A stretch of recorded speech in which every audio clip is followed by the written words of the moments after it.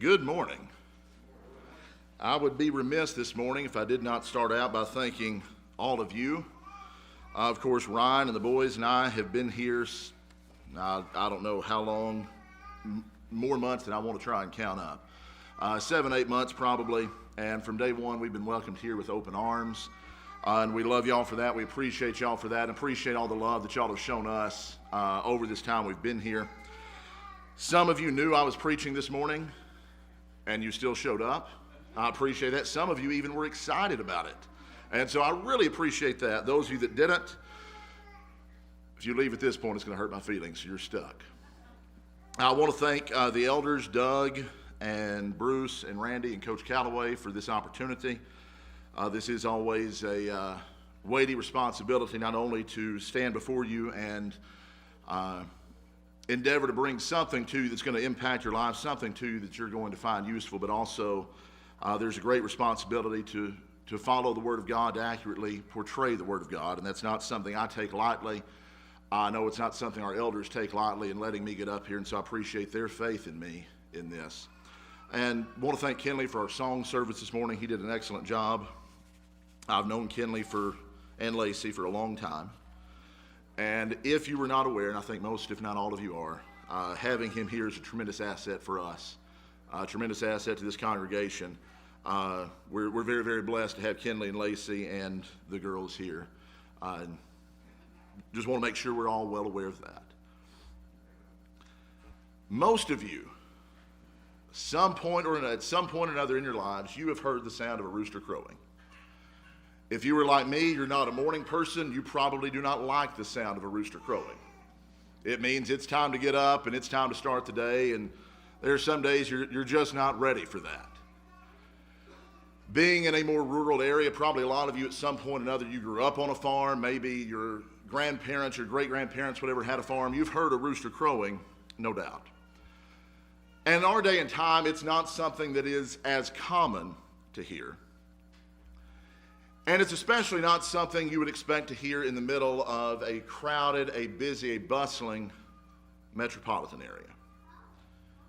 If you go to Dallas sometime, odds are you're not going to hear a rooster crowing in the middle of downtown Dallas, Texas. If you ever travel to Los Angeles or New York City, probably not going to find any roosters crowing there early in the morning either.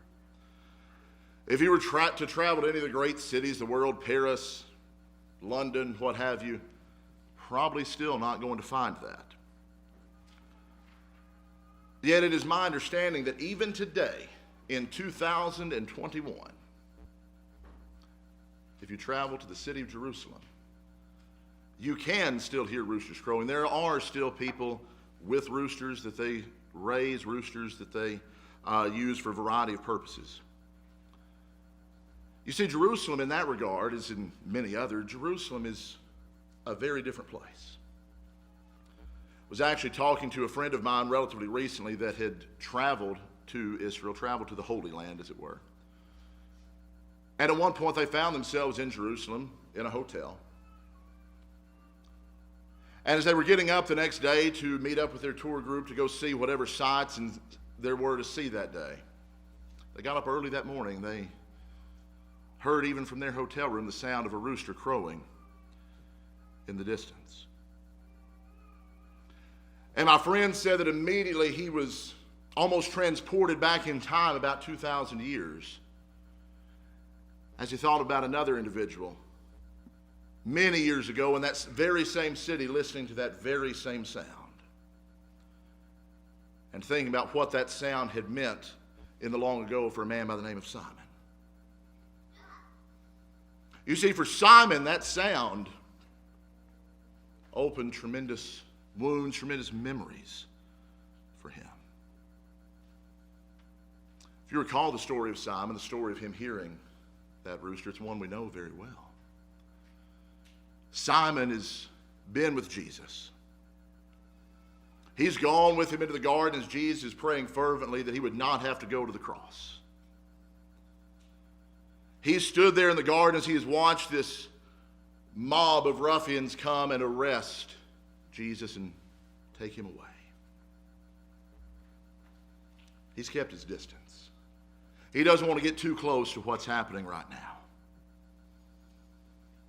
Simon has seen the last of the flickering torches of that mob as they've made their way down the hill out of the garden.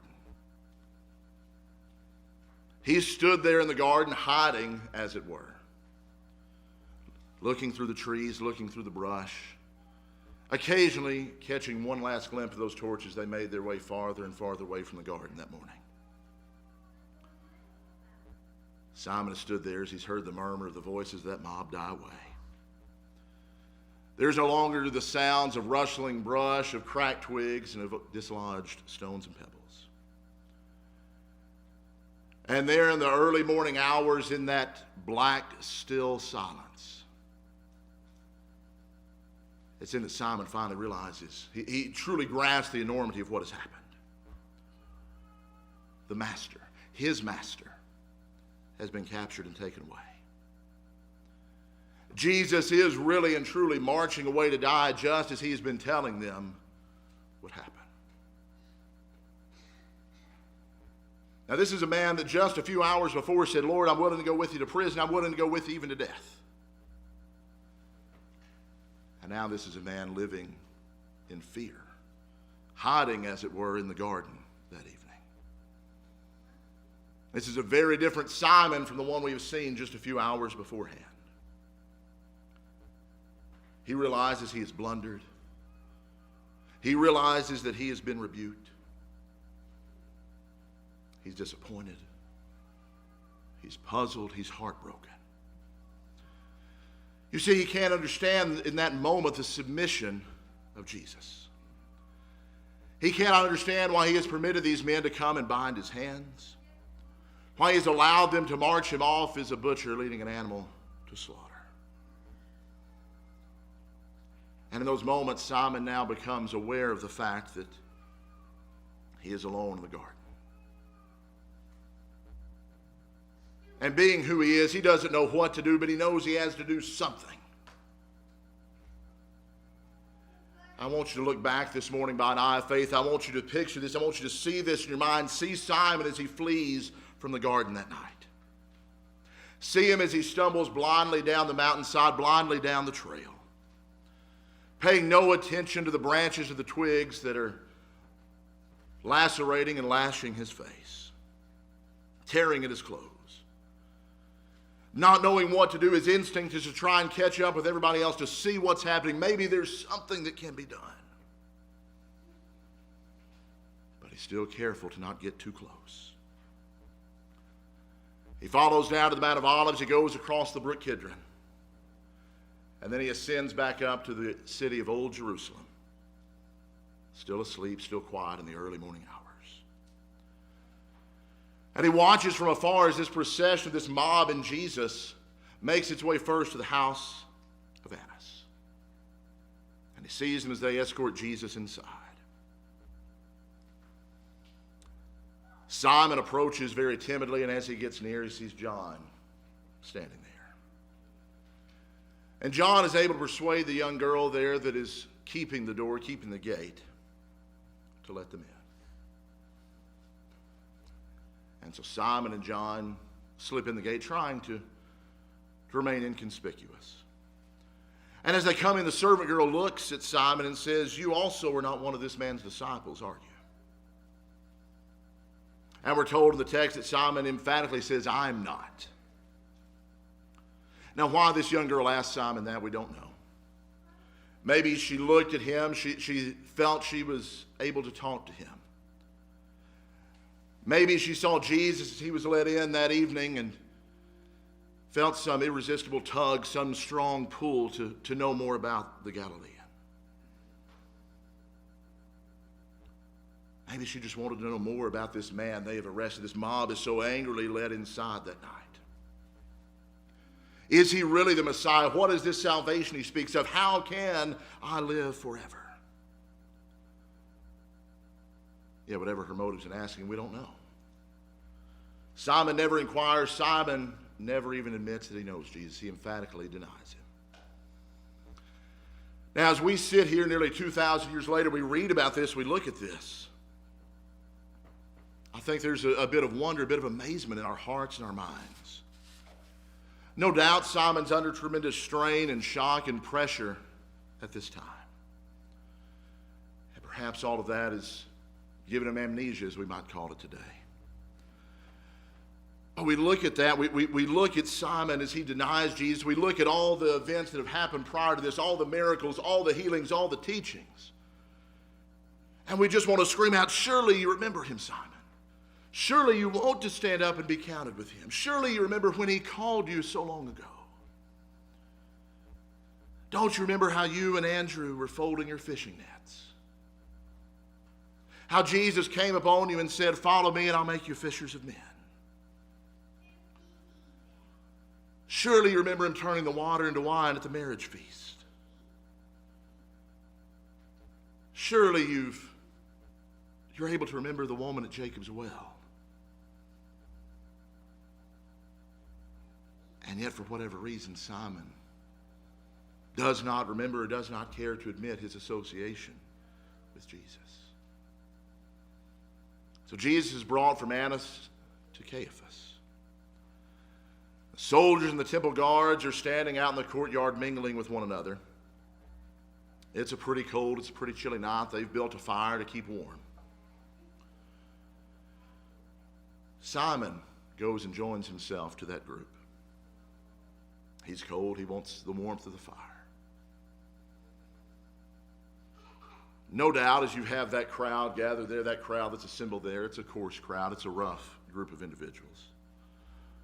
No doubt those soldiers are talking about some of the things that they might tend to talk about. Perhaps the ability and skill of drivers, gambling losses of their friends, the latest gossip, the latest news coming from Rome. Simon is there. He's trying to quietly blend in. He just wants the warmth of the fire. He doesn't want to engage in conversation with anyone. And all of a sudden, one of the soldiers looks at Simon. And he realizes who he is. He realizes how he knows him.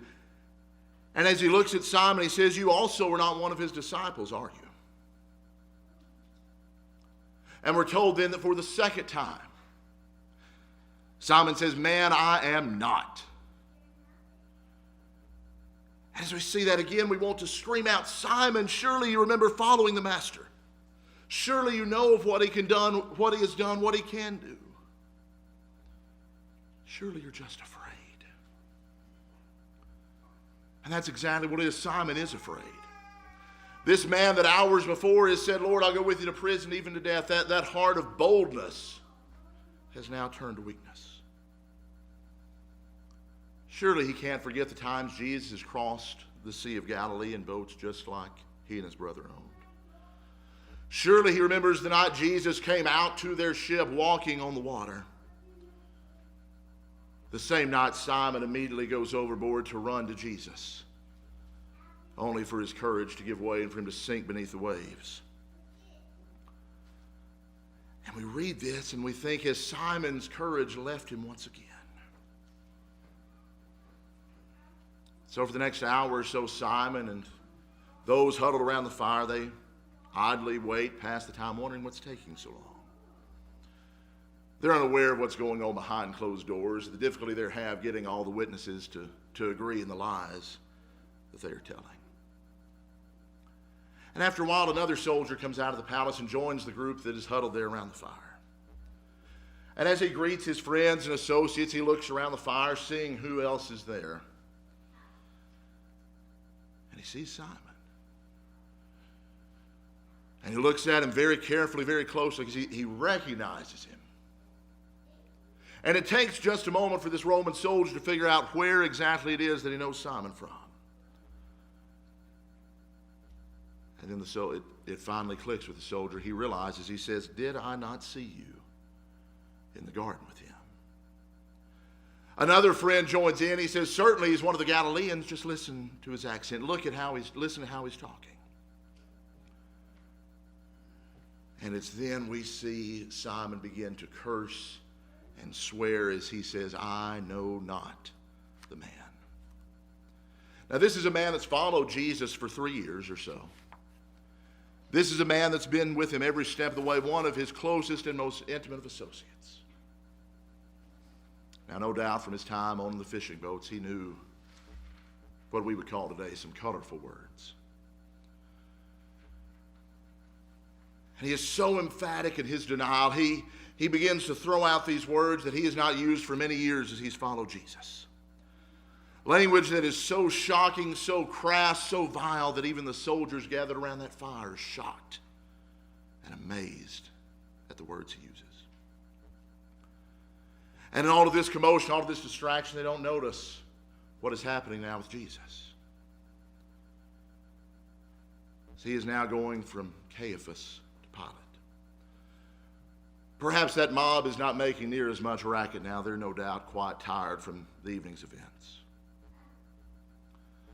The group standing around the fire is shocked into silence at the profanities of Simon. That silence was so intense that the crowing of a rooster off in the distance was almost like a bugle call. As the sound of that rooster crowing in the distance echoed there in the courtyard and around that fire, immediately Simon remembered the words of Jesus just earlier that evening. After Simon has indicated his devotion, his commitment to Jesus, and Jesus has told him, before the rooster crows, you'll deny me 3 times. And it's then that the realization of what he has just done begins to sweep over Simon. Suddenly he remembers the words of Jesus. And with great, bitter tears, he turns away from the fire. Through a mist of tears, he sees the stairway that leads to the palace of Pilate. At that moment, Jesus is being led up that stairway. And what Simon realizes very quickly is not only has he just denied the master, but the Lord has heard. The Lord has heard his denials. The Lord has heard his profane and vile language. I don't know about you this morning, but by an eye of faith, I'm able to look back. I'm able to see that encounter right there. To see Jesus as he turns and meets the gaze of Simon, that gaze full of anger and sorrow and disappointment. Through those blurry, tear-filled eyes, Simon was still able to see the face of the Master. And no doubt it was a face full of love, a face full of understanding and forgiveness. And it was at that moment that Simon knew, again, just exactly how much he loved Jesus and just exactly how much Jesus loved him. And for that one terrible moment, the entire world seemed to stop, seemed to stand still, as Simon looked there at the one he had just denied. Now, none of the gospel accounts have seen fit to record for us just exactly what transpired there for us. But I have no doubt as they exchanged that glance that Simon remembered the words of Jesus just hours before, where he says, I have prayed for you, Simon. I have prayed for you. Satan's demanded to have you, but I have prayed for you that your faith would not fail you. The tears of Simon overflow. They run down his cheeks. Great sobs are shaking his frame.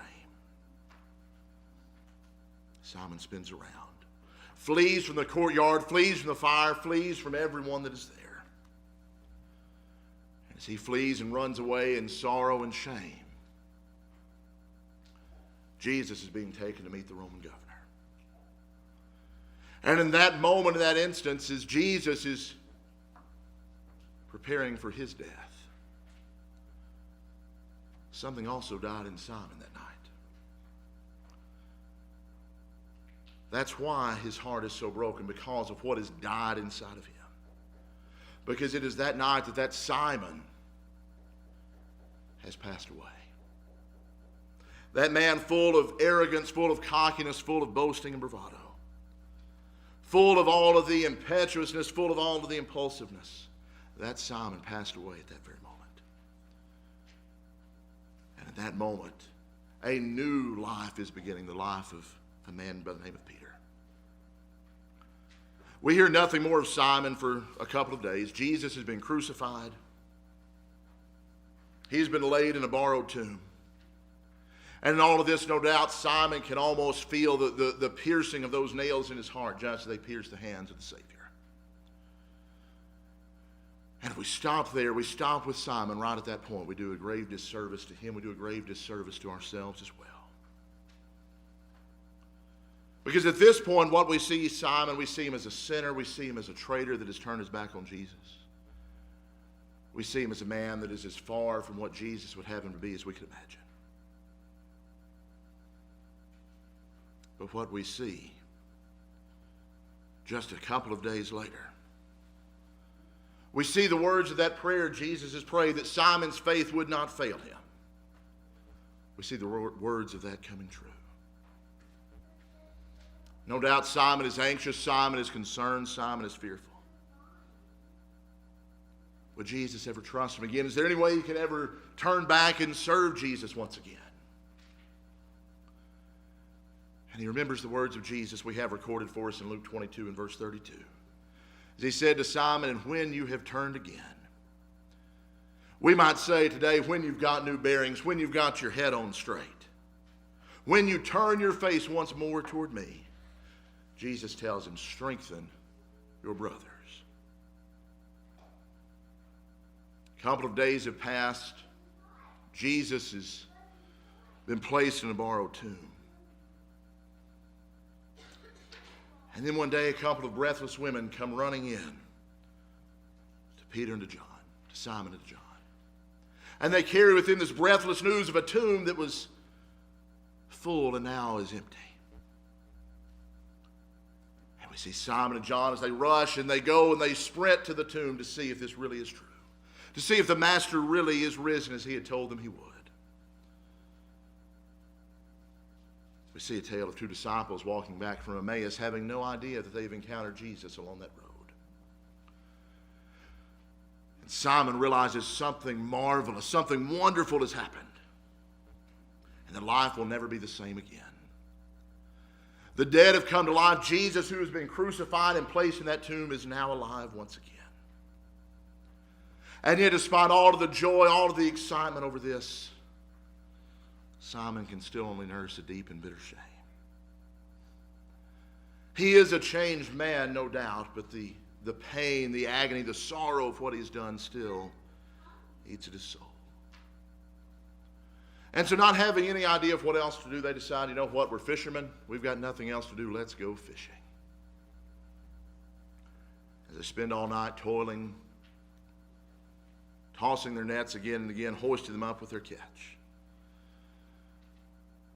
They're sorrowful, they're heartbroken, they're dejected over what has happened to the Master. And as day is breaking that morning upon the Sea of Galilee, as the early morning mist is just beginning to be burned off by the rising sun, they're able to see across the sea to a figure standing there on the shore. They see a fire that is built there. And as they get closer and closer, they start to picture, they start to realize who exactly it is that's standing there waiting for them on the shore. And finally, John exclaims, "It is the Lord." That's all Simon needed to hear. Immediately, he's overboard. He is swimming as fast as he possibly can to the shoreline because he wants to be there. He, again, wants to see Jesus. He wants to have a chance to make things right. And we have recorded for us there one of the most beautiful accounts, I think, in all the Bible of God's dealings with a wayward sinner.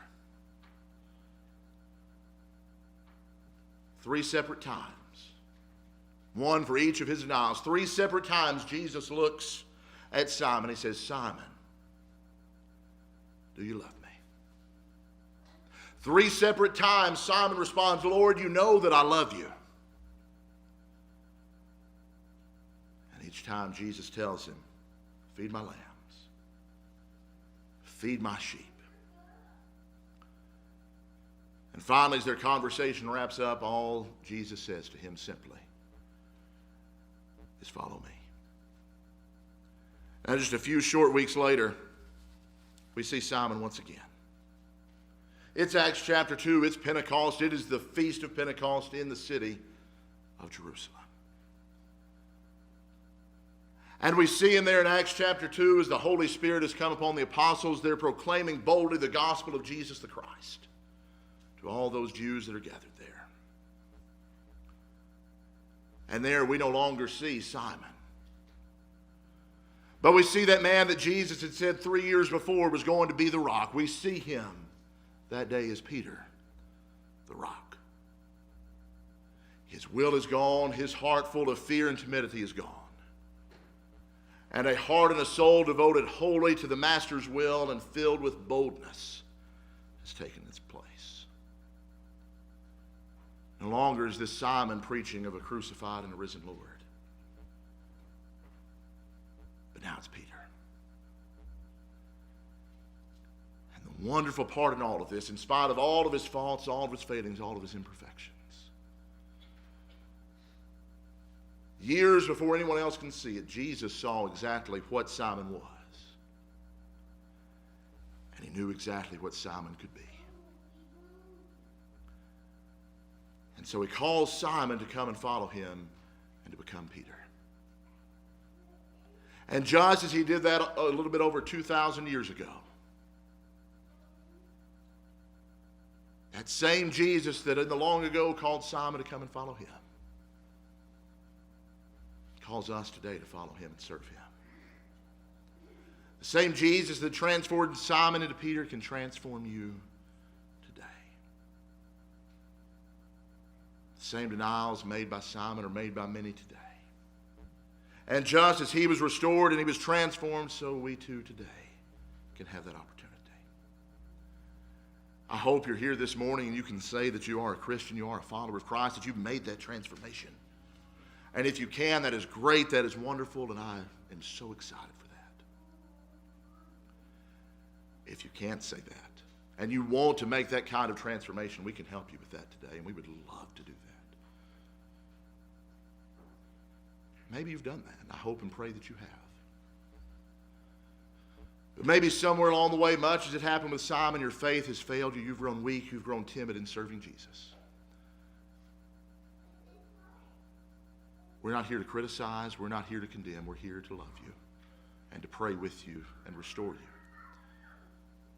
Maybe there's simply care and worry and anxiety in your life, and you need us to pray with you and for you today. We can do that. Whatever needs there are in your life, whatever changes you have that you might need to make, it's the Lord's invitation as we stand and as we sing. Sweet